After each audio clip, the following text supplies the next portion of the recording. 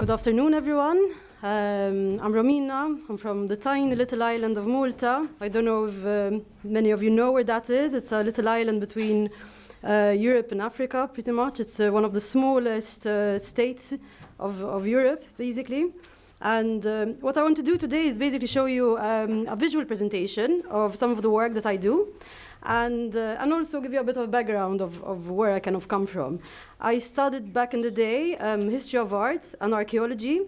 And then after I graduated, I started working in national museums in Malta. So I was studying collections and storytelling as well. When you have a lot of objects in a museum, you're interested in how to tell these stories. So then I went to do a PhD in the UK. That's me when I graduated with my little niece. And I was very much interested in this idea of storytelling, of how we build stories, especially when you have an island like Malta with a lot of history, a lot of archaeology, and you have palaces in Malta, for example, which are having these narratives, certain narratives which are, for example, showing the Catholic island of Malta, and how do we tell these stories to people coming from all over the world, you know? As I wrote over there, I wrote that there are academics who believe that learning happens only in the context of emotions, such as fear, curiosity, anger, or joy, because I believe that these emotions, these feelings, people from all over the world feel them, and even people from different generations, people from 400 years ago have had these feelings. So when you're trying to tell a story and you kind of try to appeal to the emotions, this is when you can actually try to achieve empathy. People can understand through the emotions. So like I wrote also there, before the invention of mass media of today, thank you, I'm quite short, so yes, I need that. So you had political, philosophical, or moral messages were communicated through rituals, through paintings, tapestries, ballets, operas, or festivals, even if you go to churches or temples, you know. So there was all these visuals and music, you know, which were really appealing to the emotions. People could really understand these stories through all this art and music and dance. So I was very much interested in how both rituals and theater back in the day could tell stories, and how contemporary artists today are actually passing on their messages. Sometimes maybe you might not directly understand exactly what they're trying to tell us, but that doesn't mean that we can't relate to our own memories, our own stories, to try to understand what these artists are trying to say to us, you know. So I want to show you some examples along my presentation. So as I was saying, like the research I did for my thesis was really interviewing a lot of contemporary artists who are transforming storytelling into poetic installations and performances which are visual and oral, multi-layered and fragmented, which are thought-provoking and appealing to the emotions. Storytelling which can hopefully enable audiences worldwide to empathize and understand, intentionally leaving space for audiences to participate in the process of meaning-making, offering audiences agency rather than telling people this is how you should think, or this is my story and you should believe that. This is one of the latest publications I had. I had a chapter in this publication called The Contemporary Museum. So again, I was looking into performances and how contemporary encounters in historic spaces have stories which we can kind of share and understand together. What I'm very much interested in, especially lately, is the Sustainable Development Goals, and how art, through contemporary art, we can actually create awareness of these Sustainable Development Goals. So in a lot of the competitions and open calls, because where I work at the Arts Council in Malta, I manage a lot of funding programs. So I draft actually calls for contemporary artists to go represent Malta abroad. So what I've been really focusing on is, rather than showcasing, so the artist doesn't just necessarily showcase Malta abroad, but really try to collaborate with other artists and create exchanges with other artists. And through giving out the briefs, even in the open calls, like immersive, interactive narratives that are emotional, inspiring, thought-provoking, reflecting the world's new realities. So artists have really started to take these into consideration into their work. As I said, for the past 7 years, I've been working for Arts Council Malta. We have several strategic tools. Research is one of them. Then we have education and training, funding and brokerage, business development, diversity and communities, communication, and that's where I come in, internationalization, as well as EU projects. And we have also launched recently our new strategy. Once again, like we obviously see what the EU has as its own objectives. When it comes also, like I was saying, to the Sustainable Development Goals. As a strategy, we really try to focus on that as well. So when it comes to environmental sustainability, economic sustainability, freedom of expression, and gender equality, for example, we write these in our briefs, in our competitions, that we would like artists to create awareness about these things. For example, this is one of the works we've sent outside of Malta. It's a work by artist Norbert Attard from Malta. And it was called Exile Series, The Road Not Taken, at the Council of Europe in Strasbourg. And it was marking Malta's 50th anniversary since becoming a signatory to the European Convention on Human Rights. So the artwork here included over 1,000 photos celebrating human rights, such as the right to freedom of speech and expression. I mean, we could have shown pretty landscapes, which was being discussed initially, but then we said no, but contemporary art and artists can do so much more when creating awareness about certain topics. And like I said, we really look at what the EU tells us. So the new strategy to put culture at the heart of the EU, international relations, where we don't only just work within the EU, but also look outside the EU. So there's also that element that we really try to move out of the EU, move out of Europe, and try to work internationally. I don't know if you've ever heard of UNIC. It's the European Union National Institutes of Culture. So Arts Council Malta is one of the national institutes, but there's a lot more, like the Goethe, for example, the Alliance Française, Istituto Cervantes. So our plan, like I said, we're very, very small as a country, but we're trying to reach out, not just within the EU, but globally. So what we plan to do is actually have representatives and cultural attachés to join embassies around the world, so we can actually send our artists to work with other international artists, and I would like to show you some examples of that. As you can see, like UNIC has a lot of clusters, they're called, around the world. So you have these cultural institutes joining up with embassies where they work together, and together we create cultural events. We, for example, have a representation in New York, and these are some examples, for example, of the events we participated in. Adrian Grima, for example, is a Maltese poet. And he took part in this event called Globalization, Migration and Modern Challenges. This was a few years back, pre-COVID. Simshar, for example, is another movie which we sent to New York, to Australia. It's about the issue of migration in Malta, for example, and surrounding our water. So we really look at what's happening currently, and we really push artists to really speak their minds, and we really encourage freedom of expression to really go out there and say what's happening, you know. This is another artist we sent to New York. It's another contemporary artist.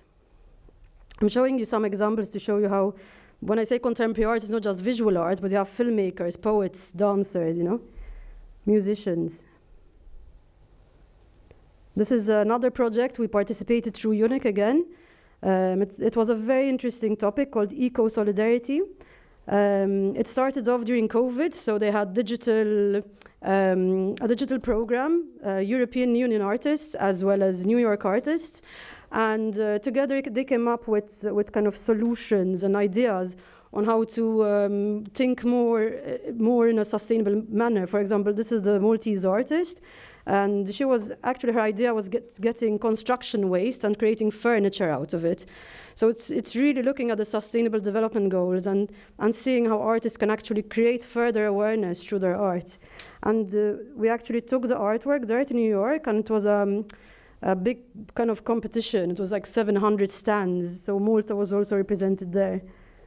Another project we worked on during COVID was called Unmute, where again, European artists were connected with New York artists, and they spent months getting to know each other over Zoom and whatnot. And then finally they created, along with the other cultural institutes, as you can see, these are some of the partners of the project. So we really believe in, again, like I said, not just showcasing, but collaboration, working together, not just a Maltese artist waving the Malta flag, but really building something together. And this is what they actually built as the final work. So after COVID, they all met in New York, the European artists, along with the New York artists. And this is what the Maltese artist Aaron Bedzina created with Kyle Hitzmeier. It's called Double Catapult. It was exhibited at the Austrian Cultural Forum. And it was a collective exhibition. It wasn't just from Malta, but from other countries as well. So it was beautiful to actually see this collaboration. It started during COVID online, and then it went live, you know, and this is what they created together.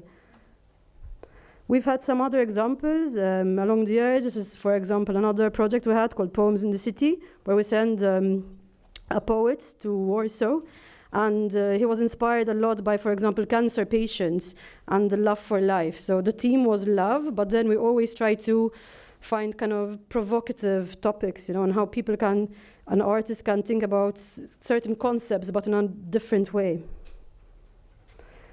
As Arts Council Malta, we participate a lot in various networks. So UNIC is one of them, the European Union Nations of Culture. The Salzburg Global Forum is another one. We sent quite a few cultural managers and contemporary artists to Salzburg.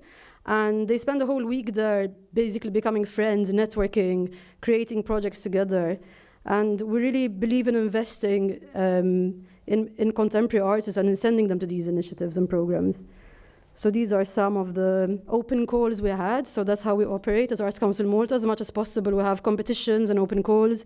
And that is part of my job, is to actually like create these opportunities, you know, for local artists to meet other international artists and work together pretty much. So rather than showcasing, it's a matter of collaborating together, exchanging ideas, building something together, and creating narratives and stories together. So there's another open call, for example, from a few years ago. That's when we sent some contemporary artists, performers to Croatia. That's the IETM, it's called. It's another network in which we send our contemporary artists to on a regular basis. It's for contemporary performing arts. Over the years, Arts Council Malta has funded over, for example, 80 projects a year through what was called before the Cultural Export Fund. So this is where we have really made a change in the past few years, where even during COVID we said we need this exchange part, we need this collaborative part. We can't keep working in a silo on our own, you know. We're already too small as an island, but we need to exchange, we need to grow, and that's how you grow, by creating projects together. So we've changed the title even of this funding program from the Cultural Export Fund to International Cultural Exchanges, where we really encourage artists from around the world to work together. These are some other projects we participated in and we sent our contemporary artists in. This is an artist residency on a train in Africa, so they crossed Africa. And it's really interesting because the friendships made during this, for example, train residency was fabulous, because they really kept on working for years after this residency happened. One of the communications person we sent from Malta actually got married and is living with an artist now in Africa. And she's introduced so many artists to Maltese artists, and that's when these collaborations happen. Another collaborative exhibition, this is in Antwerp, for example. We had Flemish curators, for example, living in Malta, and Lennon and Stephen Colgan. And that's when they invited various Maltese artists to exhibit there in Antwerp. Literature as well. For example, I used to manage a translation grant. And it was very interesting to see how, for example, a Palestinian poet working with a Maltese poet, and that's when they started translating each other's works, for example. And then we had a launch in Cairo, for example, in Egypt. These are some other publications which we translated, and again, we really were encouraging international exchanges and collaborations. Another thing I work on, another project I work on for the past 7 years, is Malta's participation at the Biennale di Venezia. I don't know how much you know about it. Basically, it's one of the biggest, I would say, and oldest exhibitions, art exhibitions in the world. They also have the Architecture Biennale, cinema, dance. But the visual arts one is very, very old, from the 1800s. So you have all these countries participating, like about 90 countries from all over the world. It's happening in Venice. As you can see, like 90 countries. It's called the Olympics of the art world. established in 1895, and it has over 600,000 visitors and over 6,000 press. So that's another project I've been working on for the past 7 years, and I've done 3 editions of the Malta Pavilion in Venice.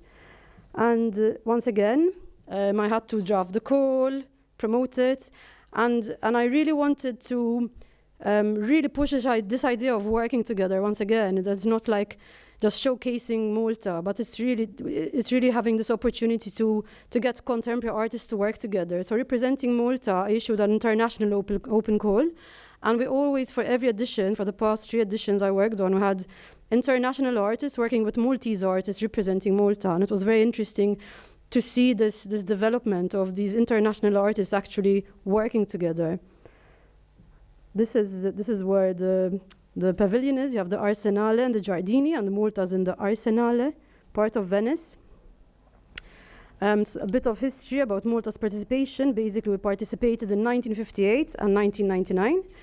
And then after 17 years, we didn't participate for 17 years. And then when I got back in, I started working at the Arts Council, again, we decided to participate. So from 2017 onwards, we've been participating. These are some of the previous works, which Maltese artists were exhibiting at the Biennale in Venice.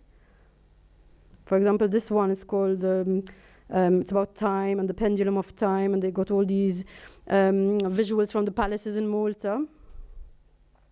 We've participated also in the Architecture Biennale. These are some works by Maltese architects.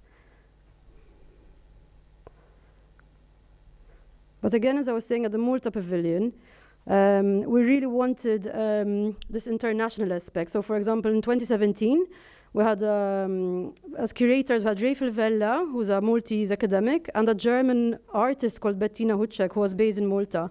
So it was this co-curation of between a German curator and a Maltese professor, who actually chose about 11 young up-and-coming artists, who both from Malta or Maltese living abroad. So they played with this idea of like, what is Malta? Who are the Maltese? So they call it Homo Melitensis, an incomplete inventory in 19 chapters. They were playing with this idea of Malta's identity, like what is Malta? Who are the Maltese? So in a provocative address of Maltese cultural identity, history, religion, myths, and politics, they had over 200 objects and contemporary artworks by Maltese artists and from the Maltese diaspora. This is one of the artworks which was exhibited. These are some of the artists here. So you have, as you can see over there, there's a German artist and the Maltese artist curators, and the other artists. So it was so nice also to see these young artists exhibiting at the Biennale. It was a bit of a Wunderkammer. So it's like going into one of these old kind of museums where you kind of have an idea of lots of little objects, trying to understand what the nation is about. So they played with that idea. And they also kind of made it a bit provocative. They joked about it as well. So they didn't want to be that serious about the whole idea of representing Malta. And it was nice, obviously, to see Malta along with the other countries. I'm going to show you some of the exhibits from the 2017 edition. This is like a rosary bead, which was massive and hung in the middle of the Malta Pavilion. You have the fireworks and the festas, like pavilions, you know. Themes like this, like, for example, dealing with migrants. And other hot topics like this one. So yeah, so we kind of internationally, we're kind of, how do you say, we got the international attention, really, I think, because of this whole, not just Malta showing itself and being proud and just showing Malta in a very conservative, old school way, but in really trying to open up the idea of Malta. So we got these other artists, not just from Malta, like I was saying, and creators. It was an international collaboration, like really questioning, but what is Malta? Who are the Maltese? And it was really being labeled as one of the 5 best pavilions, because they could really question, you know, who we are and what we are and what's not. So, for example, this is one of the feedback we got. Malta, sardonic, hilarious. Malta's tongue-in-cheek portrait of itself through films, paintings, and sculptures as a set of nearly insurmountable cliches. Maltese knights, falcons, rabbits, votives, Maltesers, who knew? An island so riven by politics that even appearing at the Biennale is controversial. Is it a vote catcher? So yeah, so it was nice receiving this feedback, really, I think. And there was even like the 10 national pavilions you can't miss at the Venice Biennale. This is from the 2019 then. We had an interesting mix of artists as well in 2019 between Maltese, from Cyprus and from Greece as well. So it was a very Mediterranean kind of pavilion. And the name of it was Mallet Haven Port, Heterotopias of Evocation. So that was quite interesting because they had, again, projections, installations, and the main topic was also migration because, as you know, we're in the middle of the Mediterranean. So we really wanted to give a voice and a platform to artists, contemporary artists, to tell us what they think and how they see this topic as well. So these are some of the images from the Malta Pavilion back then in 2019, and also what came out in the international press. And even, for example, in Malta, we have there's a museum, there's a cave where they found these miniature elephants coming from way back when Africa was said to be connected to Malta. So there's these miniature elephants. So they also looked at that kind of migration, you know? So it was quite interesting. These are some images, again, from the 2019 edition. And then again, like I was telling you, we always try to have open calls. And so again, for this year, we had an open call for local artists working with international artists. This was, for example, in the brief, immersive, interactive narratives that are emotional, inspiring, and thought-provoking, reflecting the world's new realities, as well as the Sustainable Development Goals will be preferred. And these are some images from this year's edition. The title was Diplomazia Astuta. We had induction machines, so it's a massive installation, induction machines on top, which are heating steel at a very high heat. And it basically, if you go to Venice, it's still on show, it's still November, and it's raining fire. So you go in this dark space, and it's like the ceiling is raining, is crying fire. And you can see over there's a dagger, you know, because it's inspired by the work of Caravaggio in Malta. It's a very, very famous artwork. It's the beheading of St. John in St. John's Co-Cathedral. And it signifies the injustices, you know, in the world, you know, the wars, journalists being blown up and whatnot. So this is really kind of going back in time and seeing how these injustices happened and they're still happening today. So you go into this black space, the Malta Pavilion, and it's raining fire, you know.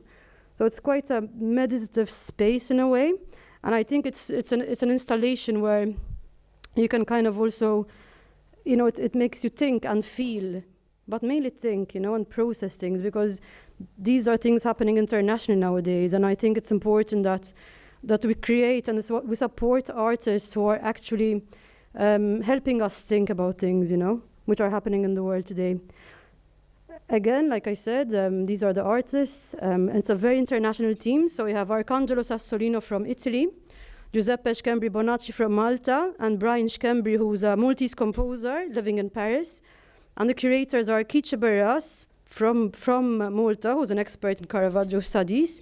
He's also the head of the department of the arts department. And Jeffrey Uslip, who's a New York curator. So you can see there's all these artists and experts from different parts of the world as well who are bringing this installation together, and they're reflecting about Malta. And not just Malta, really, but also the world, I would say, you know. Here you can see the engineers working with the composer who lives in Paris, he's Maltese. The curators, the Maltese and New York curator working with Arcangelo Sassolino, who's Italian. And these are some visuals from the Malta Pavilion. There's a lot of steel which was used. And they also, like I was saying, they really looked into the environmental impact and the carbon neutrality. So everything they did, it was really done in an environmentally conscious manner. In fact, I just came from Venice, and they had a conference specifically on that because it's one of the first certified artworks, which is carbon neutral actually. So they really looked into the environmental impact. And I think it's very important to create awareness on these things. These are again like photos of the international collaborations. So for example, running the Malta Pavilion on a daily basis, we hired 2 Venetian recent graduates, but then we also sent a lot of Erasmus students from Malta. So I think we sent about 20 Erasmus students. So there's always this interaction, this exchange between the Italians and the Maltese. And I think this is the last slide. This is a photo from the Malta Pavilion now. So that's what I wanted to say, that, you know, like we're sending artists around the world to represent Malta, but then again, we're not into showcasing, we're into creating international collaborations, we're into creating exchanges, and also looking at the sustainable development goals to actually pass on messages, you know, and creating awareness which will really try to make the world a better place. And I think contemporary art and dance and music and film and literature can really create awareness on these topics. Thanks.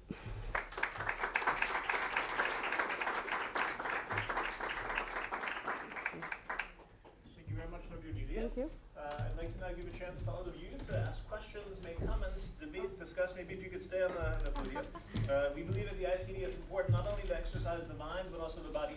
So Esteban has a microphone with a cable, meaning you'll have to get up and go over closer to him to pose your question, so we can hear you also to the video recording. Yeah, whoever has a question has to come to the punishment corner. Well, now you stand up and move a little bit around.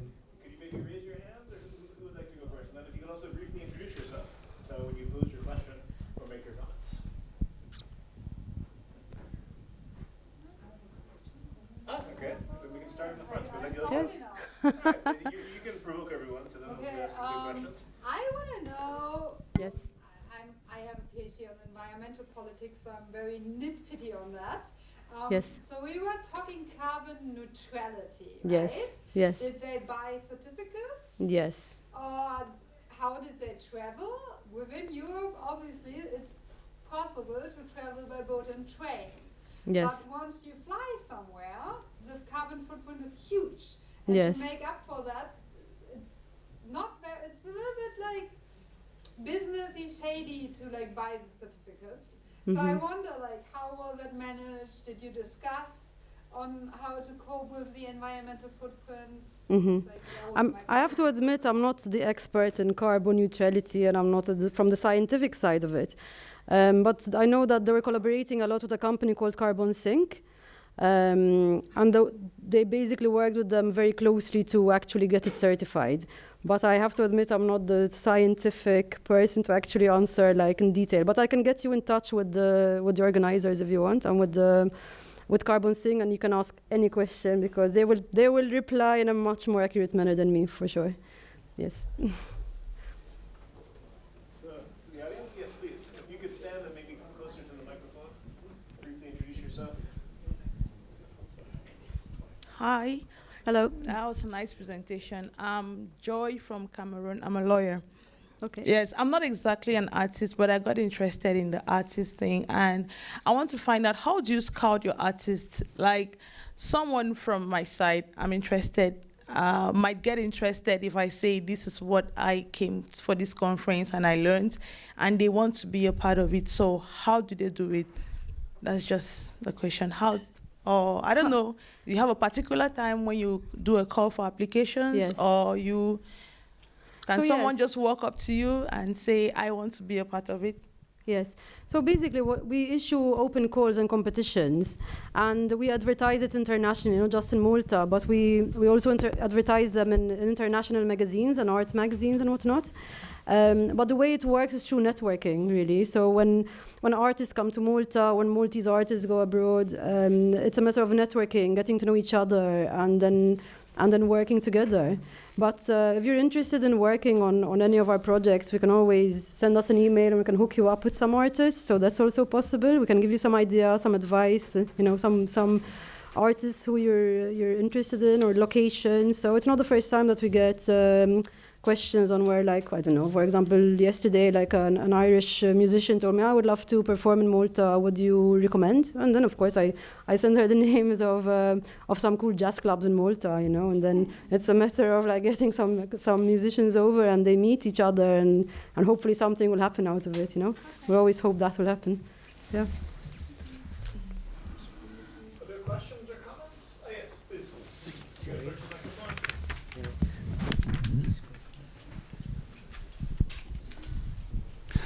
Good afternoon. Thank you for this good presentation. My question relates to the general practice of art diplomacy, not just particularly the Maltese diplomacy. In the face of current trends like cancel culture or attacks on artists' work, how does cultural diplomacy cope, and particularly art diplomacy, cope with these attempts that might want to tarnish the real message of art diplomacy? I think when we've had attacks on our artists before, that, you know, it could be from fellow artists who are jealous and they want to shut them up, or politicians who maybe wanted to shut them up. But what I would tell them is to write more, speak more, draw more, paint more, because that's how you silence someone who wants to stop you, you know. That you shouldn't be scared. You should really write more, get your works out there even more, advertise them even more. Don't let anyone shut you up or try to turn your works down, that's for sure. Yeah. Okay, thank you. We have final question or comments? If not, maybe I'll ask a question just as someone who's also given a lot of thought to this issue, cultural diplomacy. When I first founded the Institute of Cultural Diplomacy, I was very skeptical at how cultural diplomacy could have an effect if there was a conflict. You mentioned examples of unique or Italy, European examples. Cultural diplomacy amongst friends is easy, it's natural, and it works. My dilemma was always, what do you do if there's two countries that don't want to work together, or having a conflict, or a war? Is there time and space for cultural diplomacy? If people are trying to stay alive, you know, is there really, you know, capacity to also have cultural diplomacy? Since founding the Institute, I've seen many very powerful examples in Israel, in Palestine, in South Africa, in Rwanda, where actually you can have effective cultural diplomacy even while a conflict is going on, or also after a conflict. I was wondering if you'd had any experience in Malta, maybe a success story where you were able to bring groups together that normally shouldn't get together or wouldn't politically be allowed to get together, or some success stories where even in the complex nature of a conflict, cultural diplomacy can also have an impact. Yeah. I think two examples come to mind. One is a project we did in Palestine. We got funding from the EU. Yeah, it's not easy to work in a place like that, obviously. But we managed to get the funding from the EU. We managed to, you know, get a lot of arts directors, theater directors over 100 theater directors over to Palestine, and actually to for them to showcase their works, for example. So that's an instance where we kind of managed. It wasn't easy or scary, even going through, you know, from Israel to Palestine, which is how I see it, basically. But we managed, and it was great. It was great having all these, you know, theater directors from all over the world coming to Palestine and actually, you know, like seeing their works over there, listening to their stories, because they were really craving for the world out there to listen to their stories. And if they can't go out, and we said, then let's go in, let's get people in and let's listen to their stories. So I think that was in a way a success story, because we managed to go there and actually listen to their stories and get a lot of people in with us. And another example is, for example, is the community actually doing something about what is happening in Ukraine with Ukrainian artists and musicians. For example, last weekend, I was at my friend's house, basically, and what they're doing is they're actually literally contacting their friends in Malta and telling them, listen, we're getting a musician over from Ukraine, and would you be happy to give 20 euros in a hat we're going to turn around, you know, and it's for her flight and for a couple of days for her to come and play music for us. So it was a living room concert in a way, and we managed to get her down through the community.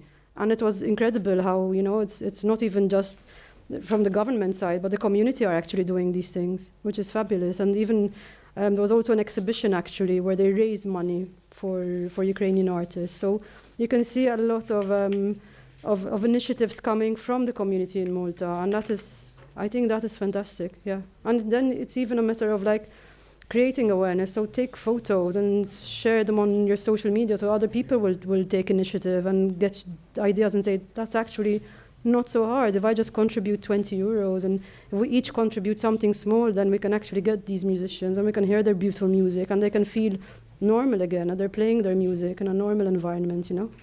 So and even listening to their stories firsthand, it was just beautiful and really done in a crowd-funded sort of way from the community. So that was a great example, I think. Yeah.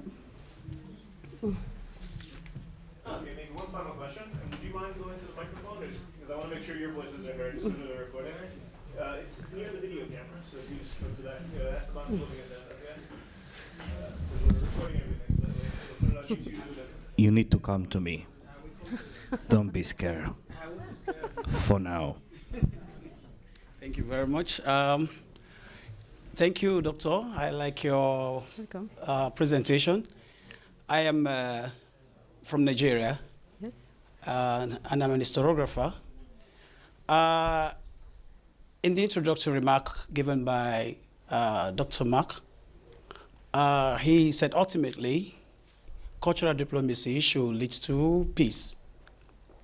And I've discovered that this development, the war going on in Ukraine and Russia, I don't know how we can use these hats to really call for peace between Ukraine and Russia, most especially when Russia has already been indicted. And I don't think those who are in the arts world in Russia will find their voices heard over the world. Now that some people are even criticizing some arts people from Russia, stopping them from making, their own inroads into the world, whatever. So how do you achieve this? Thank you.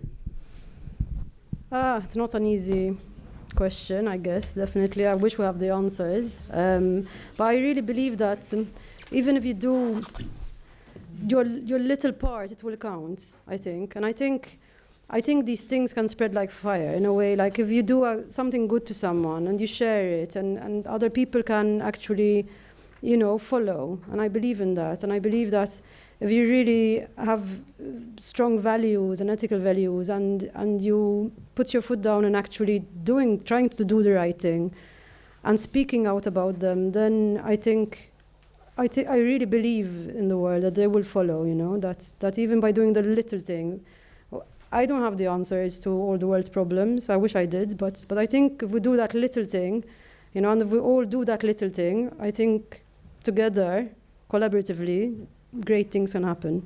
Not on our own, we can't do much, but together, if we all do that little step, I think we can get there. Thanks.